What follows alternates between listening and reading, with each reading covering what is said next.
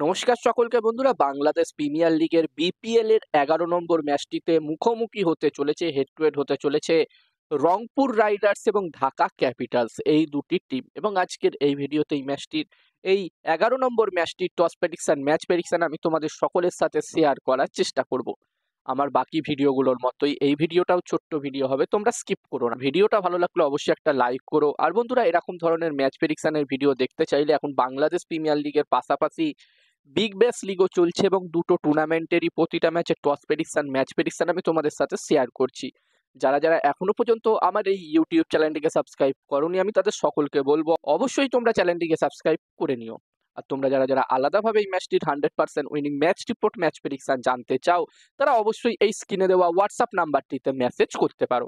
আর যেখানে বন্ধুরা এই ১১ নম্বর ম্যাচটি হতে চলেছে সিলেটে, যেখানে ব্যাক টু ব্যাক ৮টা ম্যাচ ঢাকাতে হলো এবং ব্যাক টু ব্যাক অনেকগুলো ম্যাচ এই সিলেটে হতে চলেছে। তো এই ১১ নম্বর ম্যাচটির জন্য এই সিলেটের পিচে একটি ভালো টোটালের কথা বললে, প্রথম ইনিংসে এখানকার পিচ কেমন থাকবে সেটা নিয়ে যদি কথা বলি, তো বন্ধুরা এখানকার পিচ সাধারণ ব্যাটিং ফ্রেন্ডলি উইকেটই থাকে। আর বন্ধুরা, আমরা আশা করব যে এই বিপিএল এর জন্য, এই বাংলাদেশ প্রিমিয়ার লিগের জন্য এখানকার পিচ কিন্তু ব্যাটিং ফ্রেন্ডলি পিচই বানানো হয়েছে। আর এই ম্যাচটির জন্য প্রথম ইনিংসে যদি এখানে 200+ স্কোর হয়, তাহলে একটি ভালো টোটাল হতে পারে আমার যতদূর মনে হচ্ছে।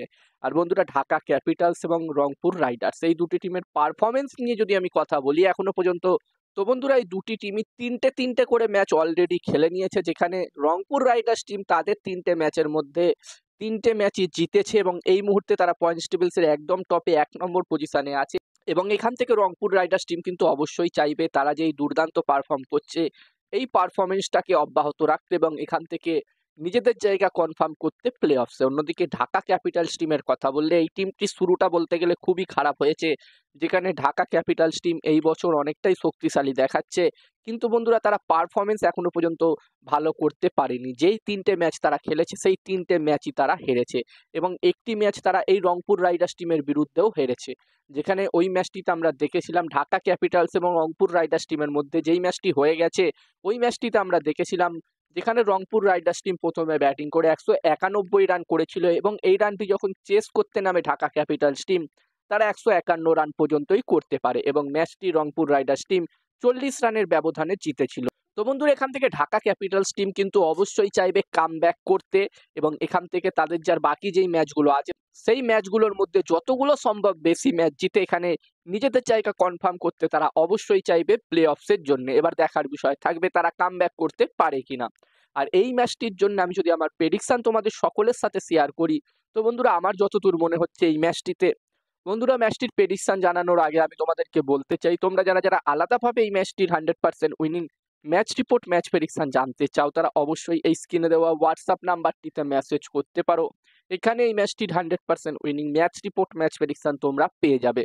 এবং এই কাজগুলোর প্রমাণ দেখতে চাইলে হাসান ক্রিকেট প্রেডিকশন টেলিগ্রাম চ্যানেলেও জয়েন হতে পারো। টেলিগ্রাম চ্যানেলের লিঙ্ক আমি ডেসক্রিপশন বক্সে দিয়ে দিয়েছি। আর হাসান ক্রিকেট প্রেডিকশন একটি ইউটিউব চ্যানেলও আছে।